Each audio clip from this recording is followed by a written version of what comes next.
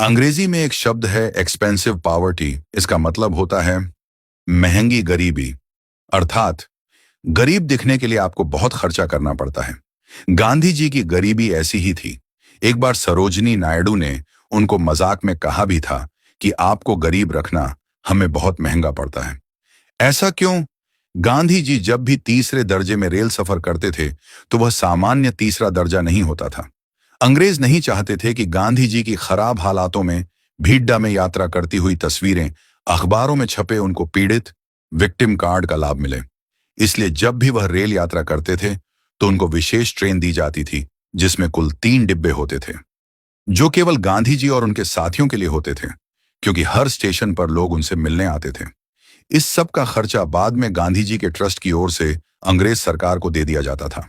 इसीलिए एक बार मोहली जिन्ना ने कहा था कि जितने पैसों में मैं प्रथम श्रेणी यात्रा करता हूं, उसे कई गुना में गांधी जी तृतीय श्रेणी की यात्रा करते हैं।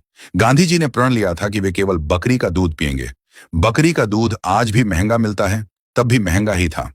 अपने आश्रम में तो बकरी पाल सकते थे, पर गांधी जी तो बहुत घूमते थे। जरूरी नहीं कि हर जगह बकरी का दूध आसानी से मिलता ही हो। इस बात का वर्णन स्वयं गांधी जी की पुस्तकों में है।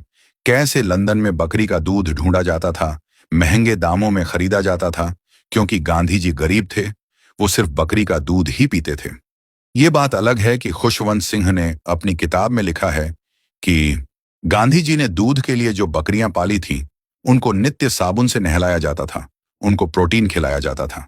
उन पर 20 रुपये प्रतिदिन का खर्च होता था।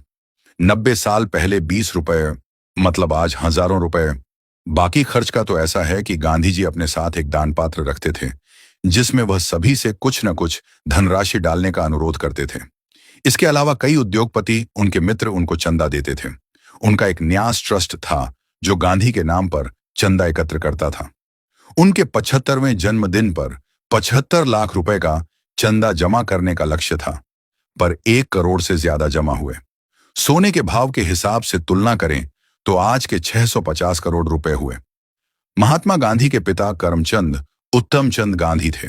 वे पोरबंदर रियासत में प्रधानमंत्री, राजस्थानी कोर्ट के सभासद, राजकोट में दीवान और कुछ समय तक वांकानेर के दीवान के उच्च पद पर प्रतिष्ठित थे। जिस व्यक्ति का पिता अंग्रेजों का दीवान था, जो अपने बेटे को उस समय जब हमारे बाप दादाओं के पास खाने के दाने नहीं थे, देश में हर तरफ बीमारी, भूखमरी, अकाल था, अंग्रेज कोड़े मारते थे, उस समय अपने बेटे गांधी को 15 वर्ष से भी ज्यादा समय दक्षिण अफ्रीका और इंग्लैंड में पढ़ाते थे।